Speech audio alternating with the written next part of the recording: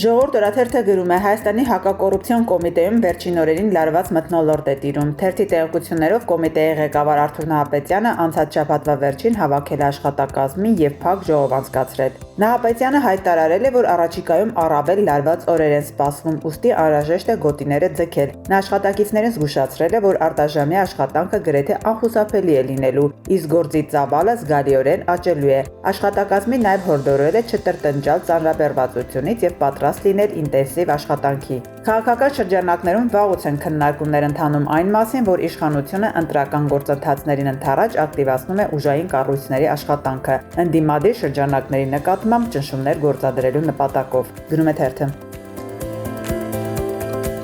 Հրապարակ թերթը գրում է, ինչպես նախորդ այս ընտրություններում էլ մեծ թվով մարդիկ են մասնակցելու կենտրոնական ընտրական հանձնաժողովի դասընթացներին, որոնց արդյունքում համապատասխան հավաստագրեր են ստանում, որպեսզի մասնակցեն ընտրական հանձնաժողովների աշխատանքներին։ Թերթի տեղեկություններով այս գործընթացն էլ քաղաքացիական պայմանագրի ուշադրությունից դուրս չի մնացել, որն իշխանափոխությունը կանխելու համար աննախադեպ հնարամտություններ է բացահայտում։ Ըստ այդմ քաղաքացիական պայմանագիրը բացահայտել է հանձնաժողովների ընդդիմադիր անդամներին եւ երրորդ անձանց միջոցով նրանց այդ աշխատանքներ տարել, փորձել է համոզել, որ չմասնակցեն ընտրություններին։ Գաղտնիք չէ, որ ընդդիմադիր ուժերն ակնկալում են, որ հանձնաժողովներում իրենց անդամների միջոցով պետք է ընտրատեղամասերում վերահսկողություն հաստատեն, որպեսզի կեղծիքներ չարվեն։ Հիմա փորձում են այդ վերահսկողությունը նվազեցնել։ Թերթի տեղեկություններով փորձում են ընդդիմության քվոտավորված անդամներին ֆինանսապես շահագրգռել, որ հրաժարվեն ընտրությունների ժամանակ աշխատելուց։ Ընդդիմադիրները չկարողանան փակել ընտրատեղամասերը եւ իշխանությունն իր սև գործն անի։ Գրում է թերթը։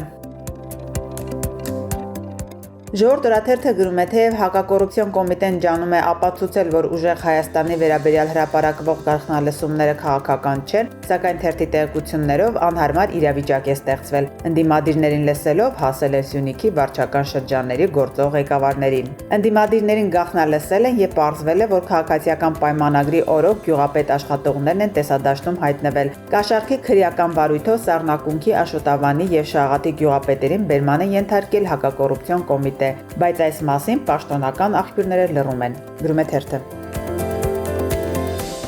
Իրավունք թերթը գրում է, հոգևորականների դեմ արշավը մոտ օրերս կրկին կմտնի ակտիվ փուլ, չեն բացառվում նոր ձերբակալություններ։ Այս մասին թերթին փոխանցել են ՔՊԱ-ական աղբյուրները։ Ասում են Փաշինյանին հունից հանել է վեհափառ հայրապետի Սամվել Կարապետյանին այցելելու փաստը։ Գրում է թերթը։